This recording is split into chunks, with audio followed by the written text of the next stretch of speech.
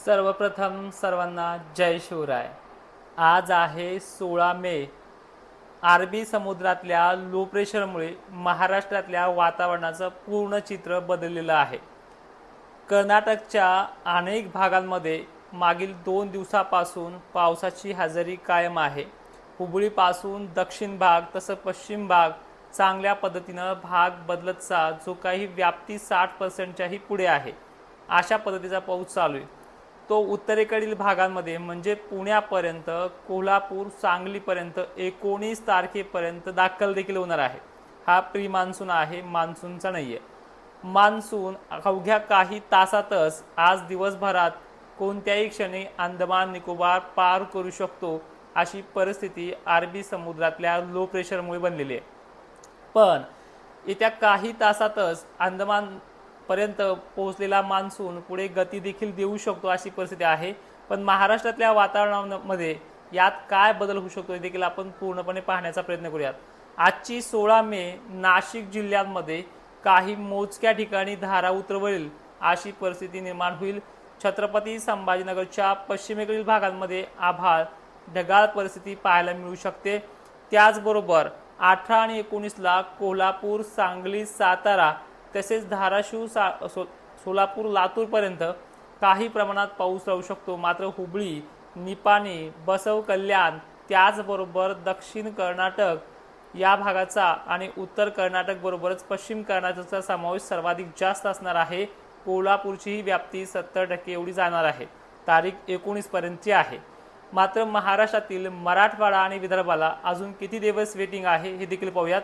Temperature सुद्धा अवघ्या 4 ते 5 दिवसांमध्ये म्हणजे 21 तारखेपासून कमी होऊ शकतं, कारण की बंगाल अरबी समुद्रातल्या लो प्रेशरचा परिणाम गुजरातला जाऊन धडकण्याचे चान्सेस आहेत। त्यामुळे तिथले थंड वारे महाराष्ट्राला सलग 4 दिवस वाहू शकतात। ही वाऱ्याची सुरुवात 19 तारखेनंतर 19 मे नंतर 20, 21, 22, 23 तारखेपर्यंत कायम राहू शकते आणि 22-23 नंतर जे आलेले बाष्प आहेत महाराष्ट्रामध्ये ठिकठिकाणी पाण्याचा वर्षाव करू शकतात। व्याप्ती त्याही टायमिंगला कमी आहे। 24 पर्यंत व्याप्ती महाराष्ट्रामध्ये कमी आहे, पण 24च्या नंतर व्याप्ती वाढण्याची शक्यता आहे। आज महाराष्ट्रातली स्थिती जर आपण पाहिली, ढग काय कुठल्याही पद्धतीचा पाऊस ह्या 2 दिवसात महाराष्ट्रामध्ये दिसत नाहीये। पण चित्र वातावरण बखाडीसारखं जर दिसत असलं तर या वातावरणामध्ये मोठा किंवा धक्कादायक कुठलाच बदल नाहीये। मान्सून बाबत किंवा मान्सूनच्या पूर्ण क्षमतेबाबत प्रश्न उपस्थित होताना शेतकऱ्यांच्या चेहऱ्यावरनं दिसत आहेत। पण काळजी करू नका, या वातावरणामध्ये कुठलाही मोठा धक्कादायक बदल नाहीये। परिस्थिती अजूनही चांगली आहे आणि शेवटपर्यंतही चांगली राहणार आहे। फक्त आपल्याला तोपर्यंत संयम ठेवायचा आहे। पेरण्या सुद्धा दिलेल्या मेसेजप्रमाणेच त्याच वेळेमध्ये होतील असं आश्वासित आहे आणि विनंती आहे, एका अंदाजाने आपली प्रयोगशाळा खचून जात नाहीये। त्यामुळे निगेटिव्ह कमेंट करणाऱ्याला एक विनंती आहे, ॲप्लिकेशनचा जो काही लाईव्ह आहे तो तर कायम राहणारच आहे, पण अशा थोडक्यात शॉर्ट व्हिडिओची सुद्धा माहिती आपल्यापर्यंत इंस्टा, फेसबुक आणि यूट्यूबवरती कायमस्वरूपी पोहोचत राहणार आहे।